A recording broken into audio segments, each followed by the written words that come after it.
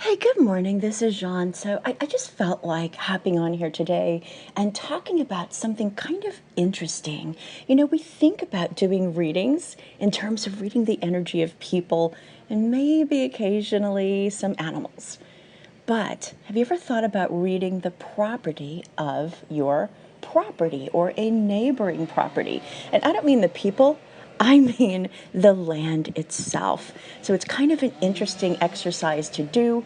And I did it recently. Now, you may or may not be hearing it in the background, but there is a chainsaw running and there is a bulldozer operating. There we go. You might be hearing that now. The chainsaw and the bulldozer are operating on the property immediately next to ours. And the interesting thing about that is that I tuned in to the property next door about a week and a half ago. And I sent a couple of messages to one of my close friends, and I said, I think these people who are moving in are going to be bringing in a bulldozer. I see a bulldozer clairvoyantly. I'm hearing the sounds of a bulldozer with clairaudience. I am hearing the sound of a chainsaw. So I'm not going to be surprised if that happens. And bam, here we are a week and a half later. And they're out there right in front of my eyes. I'm looking out my window right now as I make this recording. So how do we tune into that? Since we usually think about tuning into sentient beings, right? Again, people or places like people can tune into battlefields. We've heard about that, but very often that's because we're tuning into the human trauma that took place there. But I want you to know that the trauma, and that's how it is experienced, make no mistake, the trauma of a chainsaw, the trauma of a bulldozer on a piece of land is felt by that land. The trees feel it. The environment feels the things that we do. So, first lesson is just to say this.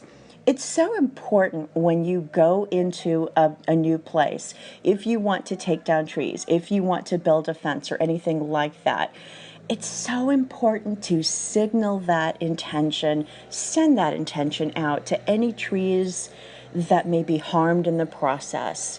Let them prepare for that. Trees are far more sentient than we tend to realize. And just understand that because an environment itself can be traumatized, we're going to be able to read that. We're going to be able to sense that. There's an energetic imprint that's created.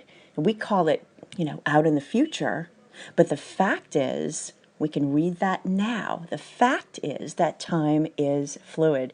So it's a really fascinating topic, but I just wanted to hop on here to say how wild it is that I was predicting this just about a week and a half ago, and here we go with the bulldozers and the chainsaw. So everybody have a nice day. And just remember that we leave a footprint when we do things, when we bring in bulldozers, when we bring in chainsaws. It leaves an energetic impression. So remember that when you are going into a new place, you're asserting your right to make changes to the environment.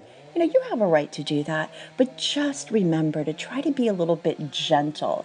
Try to conserve trees whenever you can. Try to conserve the land and try to not disturb it. When we disturb it, we're disturbing habitat for wildlife, we're disturbing homes for birds, and we're really traumatizing the area. So it's important that we do that as gently as possible, because as my experience proves, that energy can be felt. It ripples backwards and forwards in time. So just keep that in mind when you're thinking about your next backyard project.